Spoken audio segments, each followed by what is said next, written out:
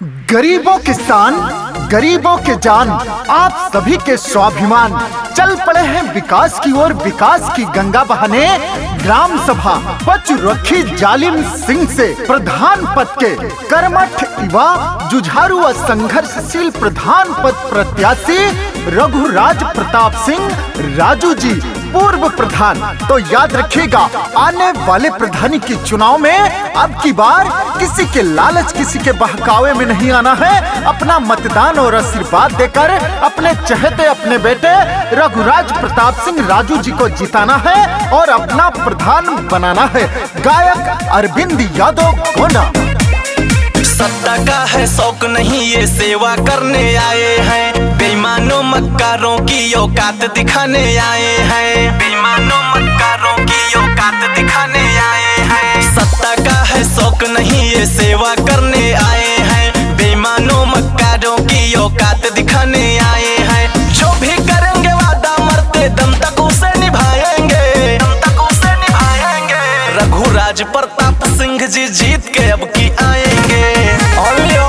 रघुराज प्रताप सिंह राजू जी, रघुराज प्रताप सिंह जी जीत के फिर से आएंगे। काम किया है काम करेंगे, जन जन का सम्मान करेंगे, झूठे वादे नहीं करेंगे। रघुराज प्रताप सिंह राजू जी पिछली प्रधानी में पूर्व प्रधान रहते हुए भैया जी ने ग्राम सभा में 104 आवास बनवाने का काम किया, गौशाला बनवाने का काम किया, पंचायत भवन का निर्माण करवाया, आंगनबाड़ी स्कूल की बाउंड्री वाल करवाने का काम किया, नाली खड़ंजा इंटरलॉकिंग, मेड़बंदी, तालाब बनवाने का काम किया और पूरे ग्राम सभा में 100 नाद चन्नी बनवाने का काम किया, पशु शेड बनवाने का काम किया। तो याद रखिए, अगर अपने ग्राम सभा में फिर से विकास की गंगा बहाना है, फिर से तरक्की लाना है, तो अब की बार फिर से अपना प्रधान रघुराज प्रताप सिंह राजू जी को बनाना है। मौका दे दो एक बार, हम ग्राम सभा चमका देंगे। किया नहीं जो कोई वो हम करके सब दिखला देंगे।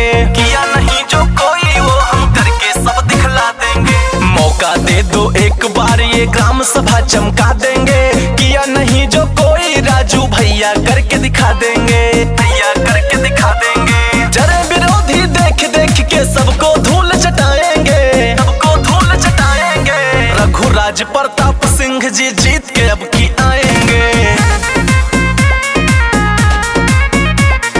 रघुराज प्रताप सिंह जी जीत के अब की आएंगे।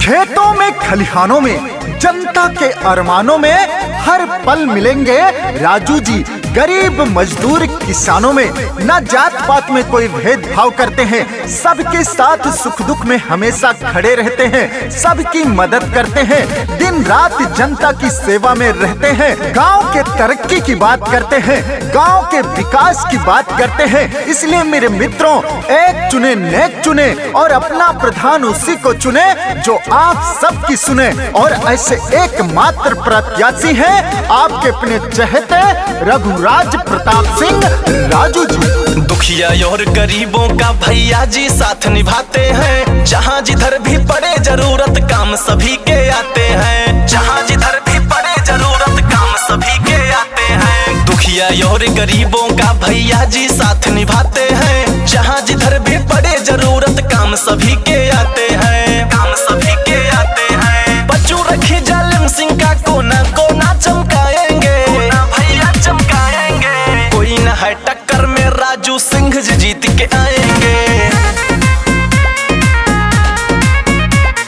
रघुराज प्रताप सिंह जी जीत के अब की आएंगे।